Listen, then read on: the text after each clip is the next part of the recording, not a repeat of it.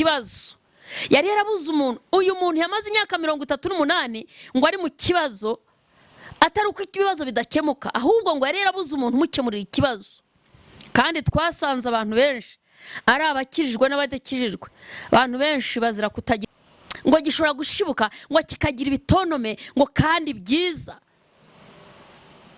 Yobu arakiza, yageze ku musaraba avuga ngo yemwe abarushye n'abaremerewe nimuze munsange ndabaruhura. Ngo yari yambitswe ubusa ku manywa y'ihangu, ise na nyina babona ubwambure bwe, rubanda babona ubwambure bwe kubera we nanjye, kugira ngo nitumwizera tuzambare. Araduhishira, twamwizeye araduhishira, tugira amahoro, tugira amahirwe yo turi muri Kristo.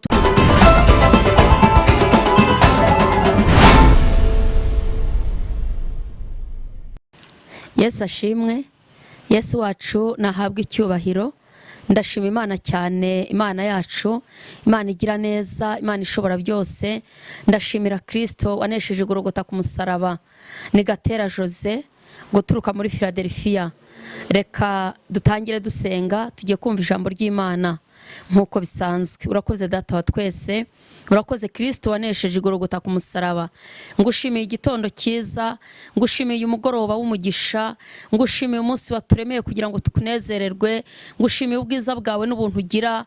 Warakoze Kristo, waradupfiriye, wageze ku musaraba uravuga ngo abarushye n'abaremerewe nibaze ngo urabaruhura. Ndagushima Yesu kwanduhuye, ndagushima Yesu kwanduhuye, kwankura mu magana menshi y'abanyabyaha, kambabarira, kankiza ibyaha nari nikoreye, kankura umutwaro w'ibyaha ku bitugu, kangirira ubuntu, kangabira umurimo wawe. Warakoze Yesu, ndagushimye. Rero uyu mwanya turimo hari ijambo rya tugiye kumva, reka iri jambo ryagure muri twe, udukoreshe kurusha uko udukoresha. Vugane natwe Mwuka Wera tubonekaho cyane, abadukurikirana bakire, abadukurikirana babona amahoro. Imbaraga z'umwijima ndazirukanye, mpeje abarozi, nirukanye gukora kose k'umwanzi, nirukanye imbaraga z'umwijima, fashe mpira ubwami bw'ubuperesi, nirukanye imbaraga zaturwanya, abazimu bahengereza, imbaraga zikorera ku butaka, izikinira mu kirere. Mwuka w'Imana, umuriro w'Imana utwike, umuriro w'Imana ukongore, umuriro w'Imana utwike,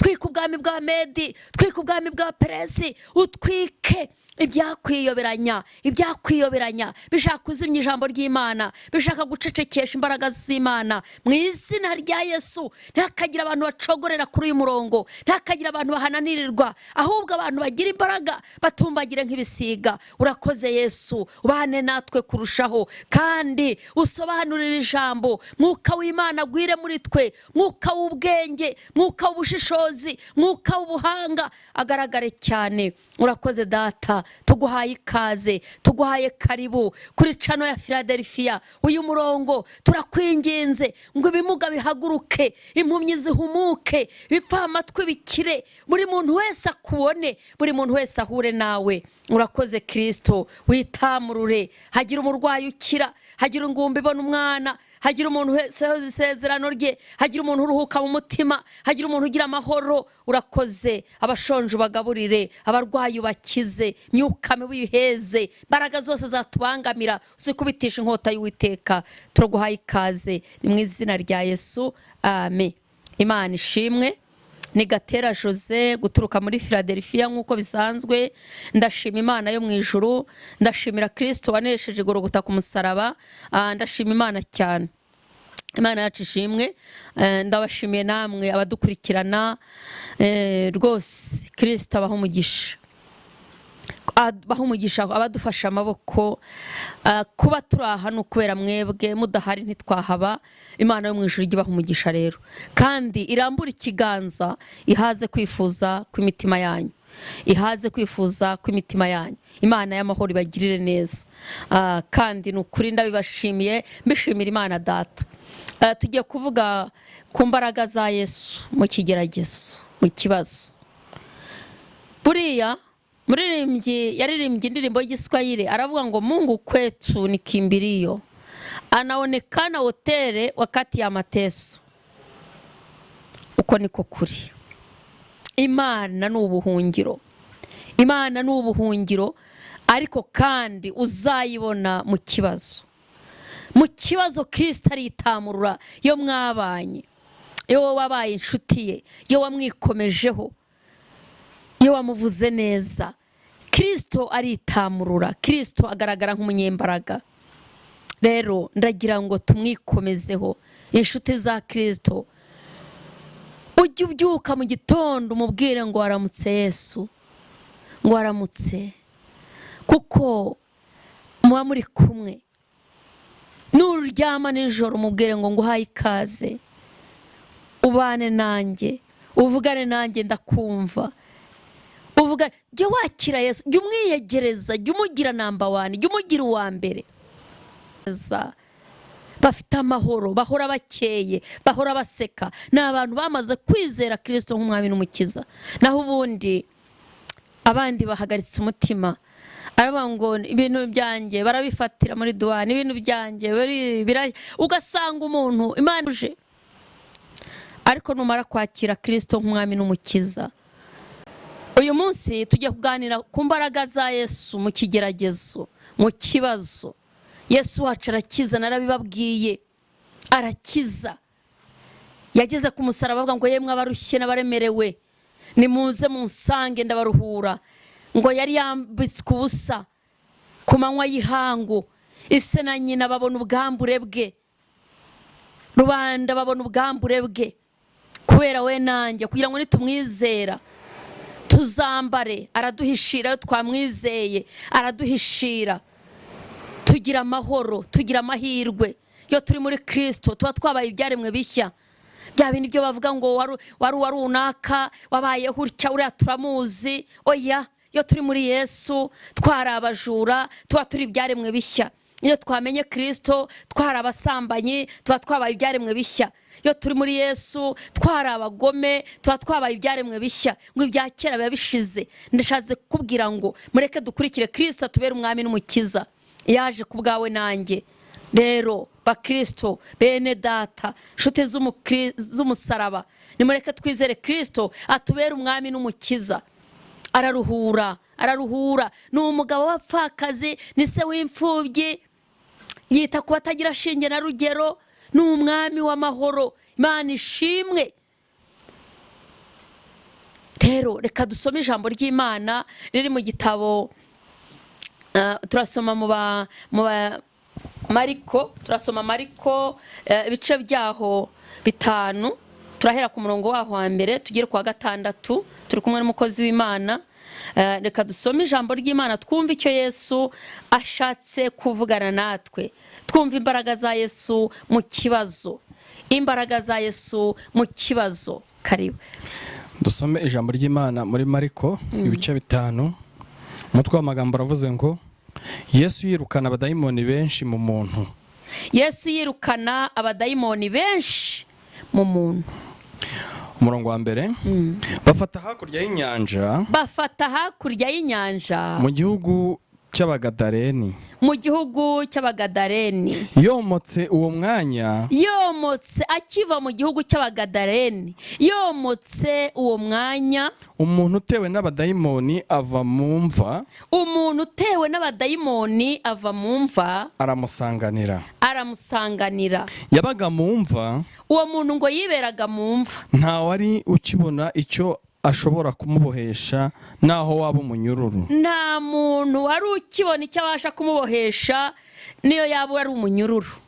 Kuko kenshi, kubera ko kenshi bamubohesheje ingoyi y'amaguru, bamubohesheje ingoyi y'amaguru n'iminyururu y'amaboko, n'iminyururu y'amaboko, maze ingoyi akayicagagura, maze za ngoyi z'amaguru n'amaboko agahera ko akabicagagura, n'iminyururu akayivunagura, n'iminyururu agahera ko akavunagura. Ntihagira umuntu ubasha kumuhosha, ntihagira umuntu ubasha guhosha uwo muntu ucagagura iminyururu n'ingoyi. Iteka ryose ku manywa na nijoro, iteka ryose ku manywa na nijoro. Yahoraga mu mva, umurongo wa 5. Yego. Iteka ryose ku manywa na nijoro iteka ryose ku manywa na nijoro yahoraga mu mva no ku misozi asakurizayo yaboroga yikebesha amabuye. Yarababaye. Abonye Yesu akiri kure arirukanka aramupfukamira. Wa muntu wabaga mu mva yikebesha amabuye, yicagagura, avirirana amaraso, yarabaye ruharwa, yambaye ubusa. Abonye Yesu arirukanka aramupfukamira. Umurongo wa 7. Ataka ijwi rirenga ati duhuriye he Yesu mwana w'Imana isumba byose. Nkurahirije Imana ntunyice urupfu rw'agashinyaguro. Aba ni abadayimoni baravuga ati tukurahirije Imana ntutwice urupfu rw'agashinyaguro. Kuko yaramubwiye ati kuko Yesu yaravuze ati dayimoni we muvemo, dayimoni we sohoka. Umurongo wa 9. Aramusubiza ati witwa nde? Undi ati ingabo niryo zina ryanjye. Nitwa ingabo niryo zina ryanjye. Kuko turi benshi. Kuko ntago twamuteye turi umwe cyangwa babiri, burya abadayimoni baba ari benshi, turi benshi. Aramwinginga cyane ngo atabirukana muri icyo gihugu cyangwa kuri uwo musozi. Ku murongo wa 11 aravuze ngo kuri uwo musozi hari umugana w'ingurube nyinshi zirisha. Nuko baramwinginga bati kohereze muri ziriya ngurube tuzinjiremo. Ariho twigira. Arabakundira Yesu nta abadayimoni bamuvamo. Abadayimoni bamuvamo binjira muri izo ngurube. Umugana wiruka ku gacuri zisuka mu nyanja zihotorwa n'amazi zari nk'ibihumbi 2. Imana iguha umugisha. Amen. Yesu rero ni umubyeyi, ni umuvandimwe, ni inshuti. Ngo dayimoni aramubona ngo arirukanka aramupfukamira. Abantu banga gupfukamira Yesu rwose, aho abadayimoni bapfukama umwana w'umuntu waremwe mu ishusho y'Imana ukanga, uba wumva wowe uhagaze kuki? Ngo uyu muntu Bibiliya ivuze ngo yarimwe abadayimoni benshi, ngo yabaga mu marimbi niyo yararaga, ngo akarara yikebaguza amabuye. Nta muntu wari ugifite icyo amubohesha, yari yarananiranye, yarabaye akabarore, yarabaye ruharwa. Buriya rero Yesu niyo yahuye na ruharwa arahinduka, niyo yahuye na muntu wabaye akabarore arahinduka. Uko yagusanga ukuri kose ubuzima burahinduka. Icyo ukeneye ni iki? Ni ukumwemerera, ukamwizera, ukamwakira nk'umwami n'umukiza. Mana ishimwe. Ukamwizera nk'umwami n'umukiza w'ubugingo bwawe. Bibiliya ivuze ku murwayi. Mu minsi ishize twaganiriye ku murwayi wari umaze imyaka 38. Iyo myaka 38 si uko nta baganga bari bahari cyangwa iyo ndwara yari arwaye itabashaga gukira, ahubwo ngo yari yarabuze umuntu umugeza kwa muganga, umugeza ku dogiteri, umugeza ku muti, umukemurira ikibazo. Yari yarabuze umuntu. Uyu muntu yamaze imyaka 38 ngo ari mu kibazo, atari uko ibibazo bidakemuka, ahubwo ngo yari yarabuze umuntu umukemurira ikibazo. Kandi twasanze abantu benshi ari abakijijwe n'abadakijijwe. Abantu benshi bazira kutagira umuntu, kandi abantu benshi banazamurwa n'abantu. Umuntu akakuzamura, akaguha akazi ukazamuka, kakwishyurira ishuri ukiga. Mbese tugenda ibyacu binyura mu bantu kugira ngo tubashe kugira icyo tugeraho. Nawe igihe cyose ujya wifuza kuba umunyamumaro. Hanyuma rero uriya murwayi twasanze muri Yohana ibice 5, Bibiliya yatubwiye ngo yari amaze imyaka 38 kubera ko nta muntu yari afite. Ngo atinda ku kidendezi cyitwaga Betisayida, ngo kubera ko nta muntu, ngo y'amazi yazaga yibirinduraga, ngo marayika bagarimwo, ngo umuntu ufite umuntu akamushyiramo agakira indwara iyo ari yo yose. Hanyuma rero ngo uyu nguyu yarahatinda ahamara imyaka 5, 10, 20, 25, 38. Ariko hari ikintu nize kwihangana, nize gutegereza. Jye nasomye iri jambo navuga ngo ibyo ari byo byose tugomba gutegereza. Bibiliya ivuga ngo haracyari ibyiringiro nubwo batema igiti, ngo amaherezo birashoboka ko gishobora gushibuka. Nubwo cyatemwa ngo gishobora gushibuka, ngo kikagira ibitonome, ngo kandi byiza. Yobu warabyandika. Bibiliya ivuga ngo Yobu yagize amahirwe ya kabiri ngo aruta ya mbere. Igihe Yobu yahuye n'ibyago murabizi abasoma Bibiliya, ngo ariko Bibiliya tubwiye ko yagize amahirwe ya kabiri kuruta ya mbere. Birashoboka ko yuri mu Mana, yuri mu gakiza, yo wikomeje ku Mana, amahirwe bishobora kubona asa nkaho akunaniye, ariko yo wayikomejeho haza rutayo wanyuzemo. Bivuga ngo mureke twikomeze ku gakiza, dukomerere mu byo twizeye. Niko Pawulo yanditse abwira abakorino ba mbere, arabwira ngo mube abagabo nyabagabo, mukomerere mu byo mwizeye, mwikomeze. Gukurikira Yesu ni ukwikomeza, ni ukwiyemeza, tukamera nk'abatubanjirije. Nababwiye inkuru za Elisa, baramubwiye bati uyu munsi uzi ko shobuja ari bugukurweho, akaba ati ndabizi ariko muceceke. Gukurikira Yesu ni ukugira amajwi ucecekesha. Urabona uzabishobora runaka se we, urabona oya, ujye ubabwira ngo ndabizi ariko muceceke. Yesu ntiyagutaba mu nama, ntiyagusiga mu kigeragezo, ntiyagusiga mu kibazo. Cyo mugendanye akubera inshuti, ni umuvandimwe, ni inshuti. Kwageze ku murwayi wari umaze imyaka 38, Bibiliya ivuga ngo Yesu arabimenya. Nabyo arabizi, iyo yakubonye byawe byose ahita abimenya. Burya mujye mubimenya. Icyo ukeneye ni iki? Nuko Yesu akubona. Nawe ubundi ntawazabaza, nawe ntazagusubirishamo. Ntazanakubwira ngo senga 21, 40, 7 se biterwa nuko yateguye. Yandi yose tujya dutegura. Iyo umwuka ajya tubwira ngo sengaye cyangwa abashumba badushumye. Ntabwo rero Yesu yo yaje nta bindi bihe wongera gufata, ahubwo aguhagurutsa mu kibazo, abantu bakagufasha gushima Imana.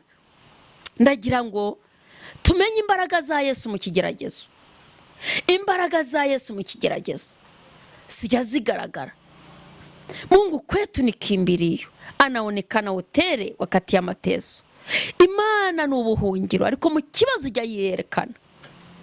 Yesu rero ngo akize umuntu wari ufite abadayimoni benshi, ngo yararaga mu marimbi yikibaguza amabuye.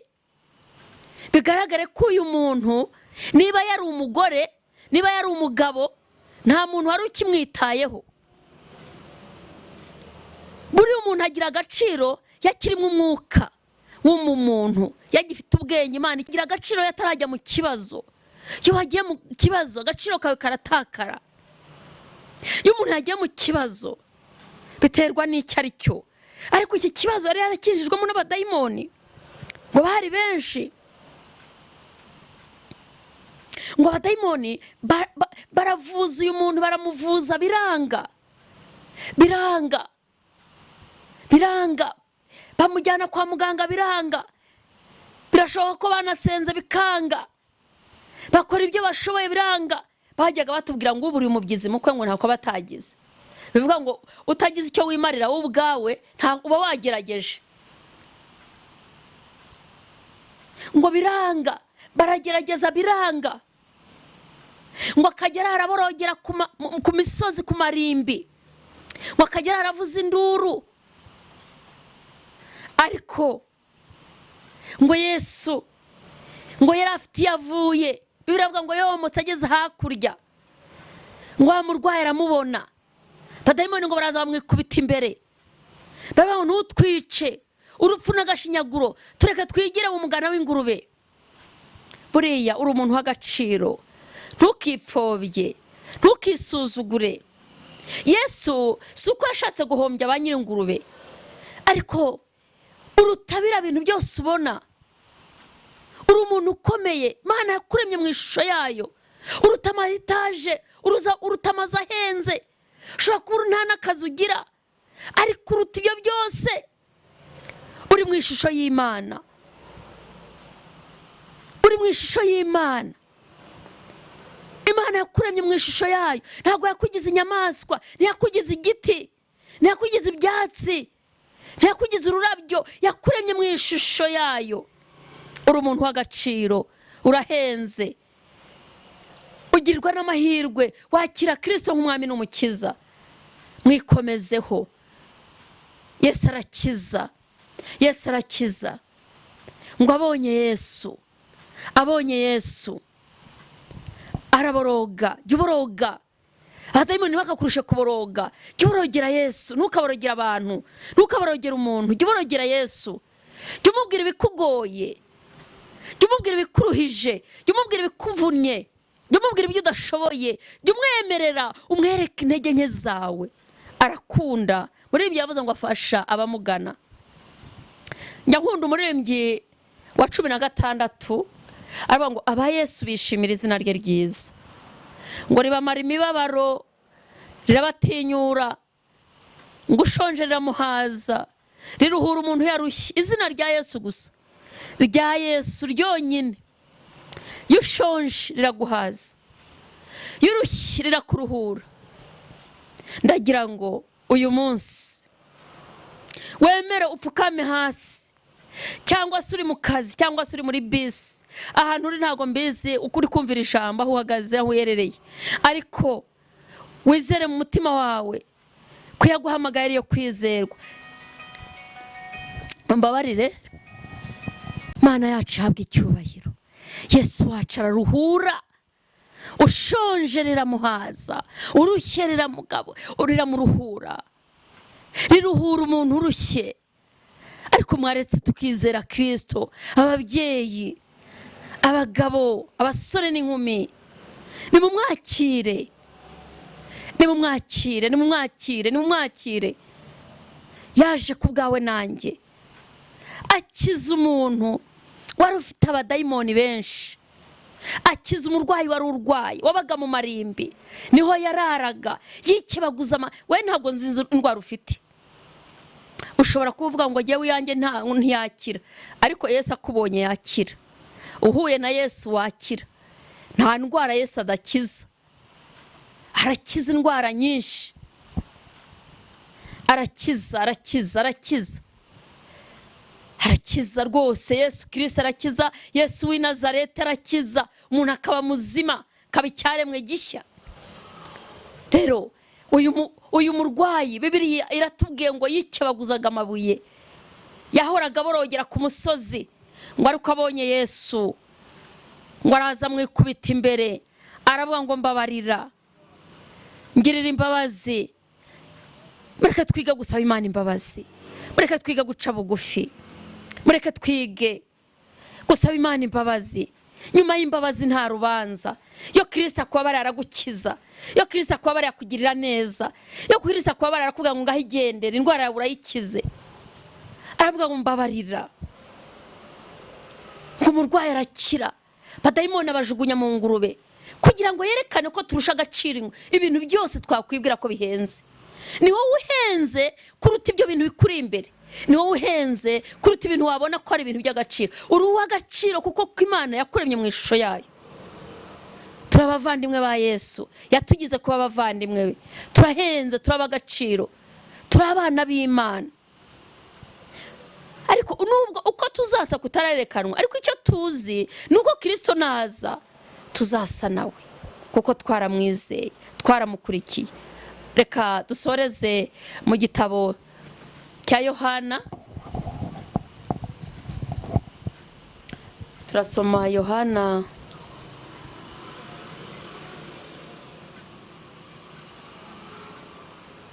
ibice bitandatu, turahera ku murongo waho wa mbere tugere ku wa 7. Gusoma Yohana ibice 6, turahera ku murongo wa mbere tugere ku murongo wa 7, turebe imbaraga za Yesu mu kigeragezo. Reka mukozi w'Imana akomeza. Yohana ibice 6 umutwe w'amagambo uravuze ngo Yesu ahaza abantu 5,000. Yesu ahaza abantu 5,000. Hanyuma y'ibyo Yesu ajya hakurya y'inyanja y'i Galilaya ariyo yitwaga Tiberiya. Iteraniro ry'abantu benshi riramukurikira kuko babonye ibimenyetso yakoreye abarwayi. Reka nkubwize ukuri, Yesu bazamukurikira, bazakwemera se nawe kubera babona iby'Imana. Hari abantu bajya bavuga ngo ntago banyumva, ntibankunda, ntibanyemera. Oya, ndakubwiza ukuri, ibikurimo nibisohora bazakwemera. Ngo abantu benshi baramukurikira. Umurongo wa 3 haravuze ngo Yesu azamuka umusozi yicaranayo n'abigishwa be. Ubwo Pasika iminsi mikuru y'Abayuda yendaga gusohora. Yesu yubura amaso. Abonye abantu benshi baza aho ari, abaza Filipo ati, turagura hehe ibyo kurya ngo aba babone ibyo kurya? Aravuga ati, se Filipo, ni he dukura ikintu ngo tugaburire aba bantu? Icyatumye amubaza atyo yagiraga ngo amugerageze ubwe, yari azi icyo ari bukore. Yesu buriya icyo ari bukora arakizi, icyo gukora harakizi, icyo yakumarira arakizi. Nubona kubajije kuba ari ukukugerageza kugira ngo arebe kwizera kwawe, ariko icyo gukorera harakizi. Ngo icyatumye amubaza atyo kwari ukugira ngo amugerageze, ariko yari azi icyo ari bukore. Yesu azi icyo ari bugukorere mwene data, wa mukobwa we. Yesu azi icyo ari bugukorere wa mubyeyi we. Yesu azi umugambi mwiza kuri wowe, aragifite. Azi icyo agomba gukora, muri urwo rugo rwawe. Yesu azi icyo agomba gukora kuri abo bana, azi icyo agomba gukora kuri uwo mugabo, azi icyo agomba gukora. Ntabwo agirwa inama. Icyatumye amubaza atyo yagira ngo amugerageze, ariko yari azi icyo ari bukore. Azi icyo ari bukore iwawe, azi icyo ari bukore kuri uyu mukobwa, azi icyo ari bukore kuri uyu mubyeyi, azi icyo ari bukore muri iri torero, azi icyo ari bukore ku murimo wayo. Yesu azi icyo ari bukore ku magara yawe, ku buzima bwawe, muri ibyo byifuzo, muri ayo masengesho usenze, muri ibi bihe uhagazemo. Azi icyo ari bukore kugira ngo umutima wawe urusheho gushima Imana no kunezerwa. Twizere izi mbaraga za Yesu, twizere uwo twiringiye, uwaduhamagaye n'uwo kwizerwa. Mureke twikomeze kuri Yesu. Hari ibyo akunda. Iyo dufite ibyo tumushakaho, nawe afite ibyo dushakaho. Aradushakaho kumwubaha, aradushakaho gukiranuka, aradushakaho gukorera Imana tukayikurikira. Ibindi byose icyo gukora arakizi, azi ikintu ari bukore. Aravuga ati, yubuye amaso abona abantu ngo ni benshi, yubuye amaso abona abantu baramugose. Aravuga ati, turakura hehe ibyo tugaburira aba bantu? Kuko Yesu ahari nta nzara ibaho. Abari kumwe na Yesu ntibajya basonza, abari kumwe na Yesu ntibambara ubusa, abari kumwe na Yesu ntibashoberwa, abari kumwe na Yesu ntibashomera. Abantu bari kumwe na Yesu ntabwo bajya bumirwa ngo bashoberwe. Iyo muri kumwe nabo, ngo yubuye amaso, Bibiliya iravuga ngo yubuye amaso ngo abona abantu ni benshi. Abaza Filipo ati, turagaburira iki aba bantu? Nihe dukura ibiryo? Yumva ko icyambere ari ukubanza kubagaburira. Yesu azi icyo ari bukore rero kugira ngo umutima wawe wongere ukomere, umutima wawe wongere unezerwe, kugira ngo ubashe gukomeza uru rugendo rukomeze, kugira ngo ubashe kumuhamya, kugira ngo ubashe gukomeza. Icyo gukora arakizi, uko ari bukize iyo ndwara arabizi, aho uryamye arahabona. Icyo gukora, ahari bukora ugakira, ahari bukora ugahaguruka, ahari bukora ukabona ibigufasha. Yesu arahafite. Imana ishimwe. Murongo wa 7. Filipo aramusubiza ati, imitsima yagurwa idenari yo 200 ntiyabakwira nubwo umuntu yaryaho gato. Yego. Umwe mu bigishwa be ari we Andereya mwene se wa Simoni Petero aramubwira ati, hano hari umuhungu ufite imitsima 5 y'ingano. Hano hari umuhungu ufite imitsima 5 y'ingano n'ifi 2. ariko ibyo byamarira iki abantu bangana batya? ariko ibyo se natwe niko tujya tubibona.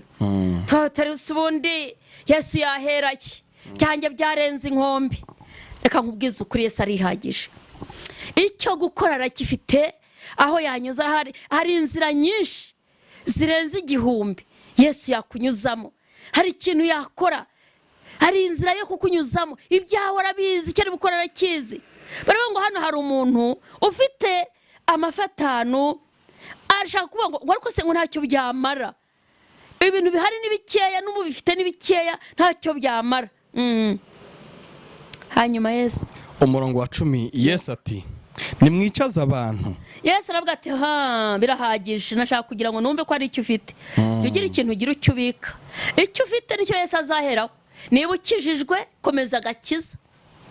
Igira ikintu uba ufite. Niba uri umukristo ukunda Kristo nk'umwami n'umukiza, gira ikintu ugira muri we, agira icyo aheraho. Uvuga uti Yesu, jye nkunda gusenga, jye nkunda kumva ijambo ryawe, jye nkunda kuririmba, jye nkunda gutanga, jye nkunda gushyigikira umurimo w'Imana. Ugira ikintu ukunda ukora, ntukicare gutyo ngo ubeho gutyo gusa. Yesu aravuga ati mbese hari udutsima n'udufite ungahe? Nimwicaze abantu. Murongo wa 10 niko havuze. Yesu ati nimwicaze abantu. Aho hantu hari ubwatsi bwinshi. Nuko abagabo baricara, bari nk'ibihumbi 5. Ubwo abagore bo ntitwabara. Babaraga abagabo gusa. Noneho reba umugabo aba afite nk'umugore n'abana 10. Buri mugabo afite umugore n'abana 8 n'abana 30. Urumva? Ngaho mbwira. Ubwo abo bantu ntibabarika, ariko abagabo ubwabo ngo bari ibihumbi 5. Baricara. Yesu aravuga ati niba ibyo bihari, niba usenga, niba ibyo bihari, jyubana na Yesu, gira ikintu wakwerekana uhagaze. Uvuga uti Yesu, nubwo ntazi kuririmba, ariko jyewe niyo nsenze nsengera itorero, niyo nsenze nsengera bene data, njya nikorera umutwaro wo gusengera abantu. Ugira ikintu Yesu azaheraho akugirira neza. Ugira ikintu, ujye uba umunyamumaro mu gihe cyawe. Njya nkunda kubibabwira, kuko igihe cyagiye ntikigaruka, ariko ujye ugira umumaro mu gihe cyawe.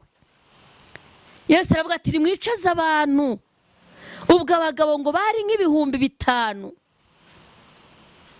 Yesu atubura ibyo kurya, abantu bararya barahaga. Kubera iki? Hari icyo bari bafite, hari icyari gihari. Ese aho uri hari iki? Hari ijambo ry'Imana, hari uguhamya, hari abantu muturanye bazi ko ukijijwe, abo mukorana bazi ko usenga, bazi ko uri umukristo. Ubwo hari umuntu uzi ko uri umukristo. Shaka ikintu wicarana, shaka ikintu wapresenta, shaka ikintu wavugira imbere y'Imana, shaka ikintu cyakubera urwibutso. Yesu wacu arakiza, Yesu atanga ibiryo, Yesu atanga ubuzima, Yesu akiza indwara, Yesu arihagije. Ni byose. Imana ishimwe. Ndagira ngo usengere uhure n'Imana, Yesu akugarukeho, Yesu amenye ibyawe. Ndagira ngo usengere Imana guhera none, ukunde kuba mu murimo w'Imana, ukunde kuba umukristo, ukunde kujya mu rusengero.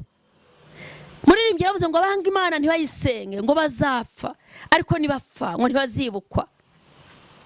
Ndagira ngo rero guhera none utangire ubu umukristo, utangire usenge, ukunda Imana, ukunda abantu b'Imana. Muririmbyi 388 yararirimbye 88 yararirimbye ngo kutunganira Imana udasiba, jyana nabayo, jyufasha induki, ngo ntusibe na rimwe gukorera Imana, ngo bose bazamenya kwibana nayo, ngo hanyuma bareke ubugome. Nibabona utunganiye Imana buri munsi, ngo bazareka ubugome, ngo basange Yesu, ngo basange Yesu. Ushaka ikintu wagira, tungane byibura abantu bamenye yuko uri umukristo, ngo bareke ubugome kubera ko babona ntabwo ugira. Bareke ubugome hanyuma basange Yesu. Niko umuririmbyi avuga, ngo tunganira Imana ubudasiba buri munsi, kwa mbere kugera kundi wa mbere utungana, ngo jyubana nabayo, jyushaka abantu b'Imana. Ugasanga umuntu agendana n'umujura, hanyuma bamubwira ariko runaka ko bamuvuga ko yiba, ngo yango agende yiyizi, ngewe ufite uko nitwara. izo mbaraga nizitamukurura zizagukurura wowe.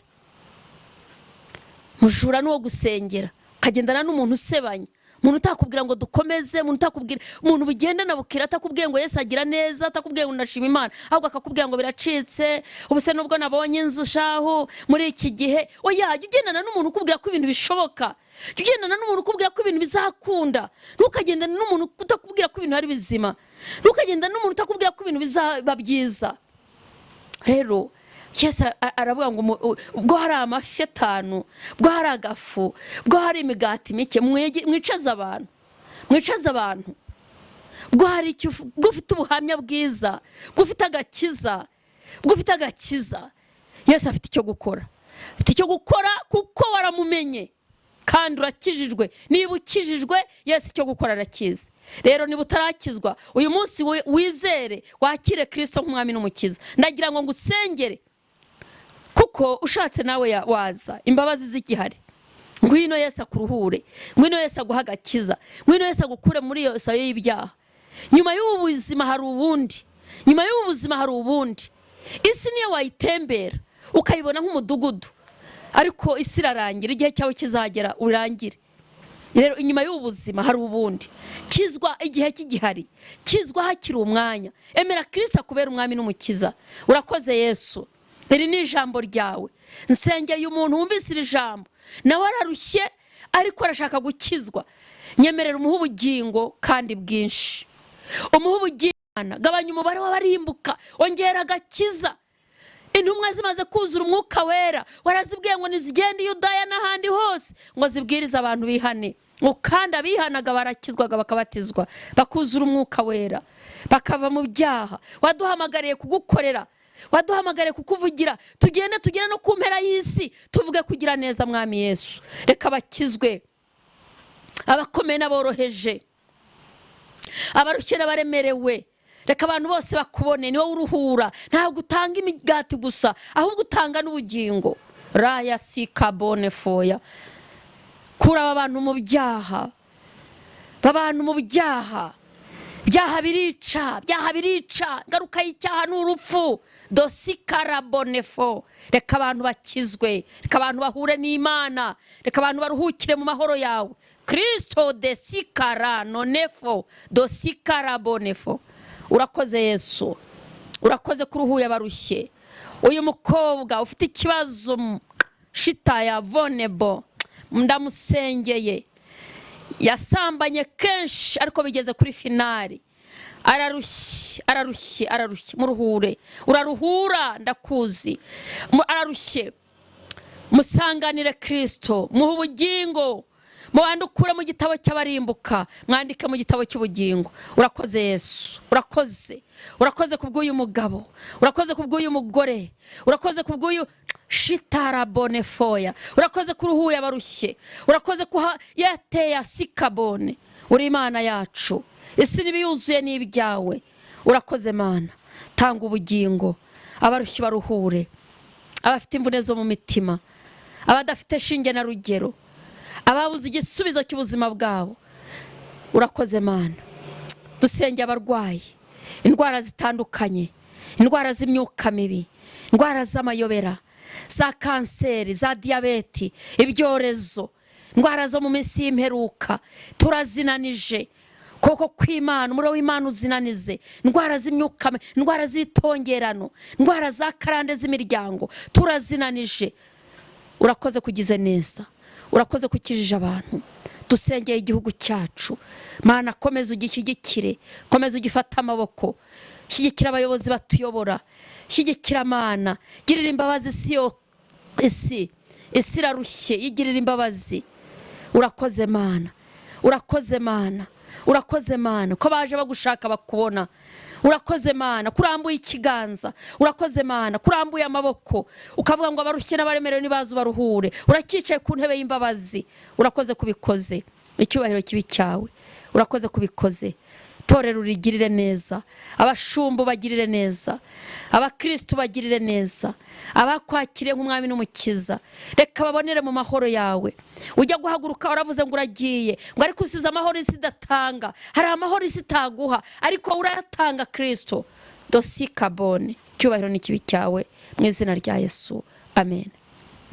Imana ibaha umugisha, Imana ibagire neza. Yesu atanga amahoro, isi itaguha, niryo sezerano yaduhaye. Rero reka mbahe telefone, ushobora kumpamagara. Bibiliya ivuga ngo 2 3 iyo bahuje umutima Imana ibana nabo. Hari amasengesho utasenga wenyine ngo bikunde cyangwa se ngo bicemo, ariko mwaba babiri mukinginga Imana na kikagikora.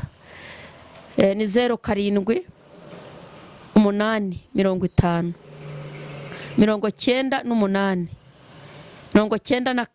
4 0 7 8 50 98